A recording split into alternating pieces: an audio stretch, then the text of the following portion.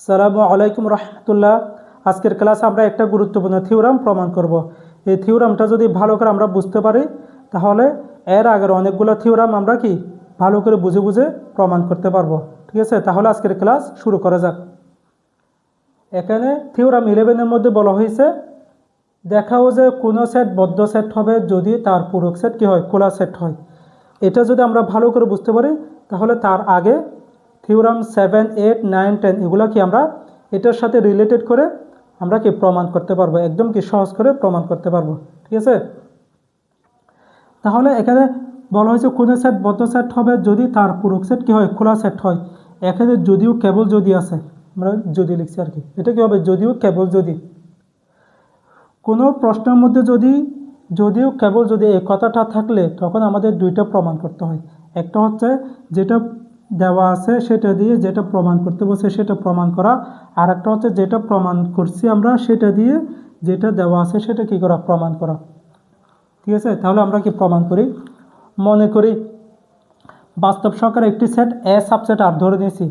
ঠিক আছে, তাহলে বাস্তব সংখ্যার একটা সেট এ সাবসেট আর ধরে নিয়ে প্রথমে কি করব, আমরা এটাকে বদ্ধ সেট ধরে নিব, এটাকে কি বদ্ধ সেট ধরে নিব, তারপর তার পূরক সেট কি খোলা প্রমাণ করব। সেজন্য আমরা প্রথমে ধরি এ একটি কি বদ্ধ সেট এবং এক্স নট বিলংস টু কি এ, এতটুকু পর্যন্ত আমরা কি ধরে নিয়েছি।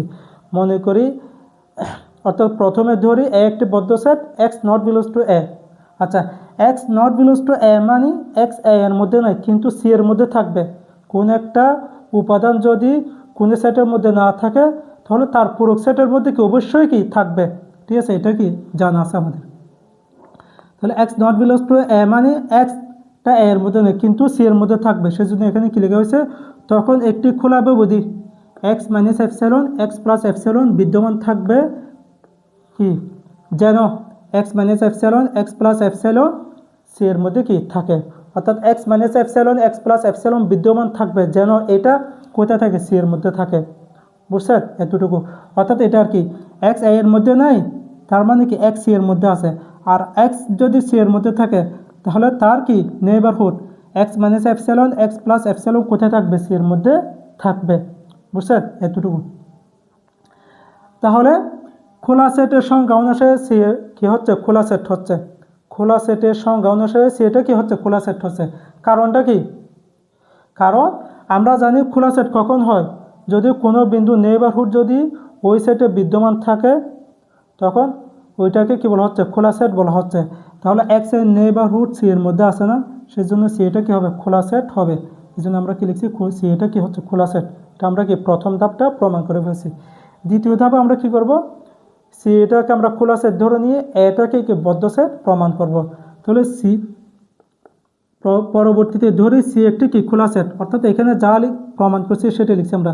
সি একটি খোলা সেট, এখানে এক্স নট বিলংস টু এ সেটা লিখছি, তারপর এক্স বিলংস টু কি সি এ। অর্থাৎ সি এ যেহেতু খোলা সেট হয়, এইখানে দেখেন এটা এক্স এর নেইবারহুড যেহেতু সি এর মধ্যে আছে তাহলে এক্স এটা কোথায় আছে, সি এর মধ্যে আছে। এটা আর কি এক্স বিলংস টু কত, সি এ লিখে হয়েছে, এটা আমরা আগে বলেছিলাম। তখন কীরকম হয় দেখেন তো, x minus epsilon x plus epsilon intersection A equal কি ফাঁকা সেট। এটার মানে কি বোঝায়, এক্স যেহেতু এ এর মধ্যে নাই তাহলে এক্স এর নেইবারহুড এটা কি এর মধ্যে থাকবে, এর মধ্যে কি থাকবে না। এক্স এ এর মধ্যে নাই তাহলে এক্স এর নেইবারহুড কোথায় থাকবে না, এ এর মধ্যে থাকবে না। সেই জন্য x minus epsilon x plus epsilon intersection A, অর্থাৎ এই দুইটার মধ্যে কোনো কমন উপাদান নাই, সেজন্য এখানে কি ফাঁকা সেট দেওয়া হয়েছে। তাহলে এক্স এ এর সীমাবিন্দু নয়, এক্স এ এর সীমাবিন্দু নয় কেন, আমাদের সীমাবিন্দুর সংখ্যা কী ছিল, কোনো বিন্দু নেইবারহুড যদি ওই সেটের অসংখ্য বিন্দুকে ধারণ করে তখন ওই বিন্দুকে কী বলা হয়, সীমাবিন্দু বলা হয়। যেহেতু এক্স এর নেইবারহুড এটা এ এর কোনো বিন্দুকে ধারণ করে নেয় কারণ ফাঁকা সেট আসছে, সেজন্য এক্সটা এ এর কী হবে না, সীমাবিন্দু হবে না। ঠিক আছে, যেহেতু এক্স এ এর সীমাবিন্দু হবে না তাহলে বদ্ধ সেটের সংজ্ঞা অনুসারে একটা কী হবে, বদ্ধ সেট হবে। যদিও এখানে সীমাবিন্দু হয় না, ঠিক আছে, কিন্তু আমরা যে সি এটা কি খোলা সেট ধরে নিয়েছি, তাহলে সি এ যদি খোলা সেট হয় তাহলে তার মেন সেট এটা কী হবে, বদ্ধ সেট হবে। তাহলে বদ্ধ সেটের সংজ্ঞা অনুসারে একটা কী হয়, বদ্ধ সেট। বুঝছেন এতটুকু পর্যন্ত। অর্থাৎ এটা আমাদের সরাসরি কি মনে রাখতে হবে, বদ্ধ সেটের সংজ্ঞা অনুসারে একটি কি বদ্ধ সেট। তাহলে কোনো সেট বদ্ধ সেট হবে যদি তার পূরক সেট কি হয়, খোলা সেট হয়। এটা আমাদের কি সরাসরি সংজ্ঞা। পরবর্তীতে আমরা এটা কি সরাসরি প্রয়োগ করে অনেকগুলো থিওরাম প্রমাণ করব। তাহলে প্রথমে আমরা বদ্ধ সেট ধরে নিয়েছি, তার পূরক সেট খোলা প্রমাণ করছি, তারপর খোলা সেট ধরে নিয়ে তারপর কি বদ্ধ সেটের সংখ্যা অনুসারে একটা কি হচ্ছে বদ্ধ সেট হচ্ছে। বুঝছেন এতটুকু পর্যন্ত। তাহলে আগামী ক্লাসে আমরা কি থিওরাম 7, 8, 9, 10 এই থিওরামগুলো কি বুঝে বুঝে প্রমাণ করব। আজকের ক্লাস এই পর্যন্ত। আসসালামু আলাইকুম রহমতুল্লাহ।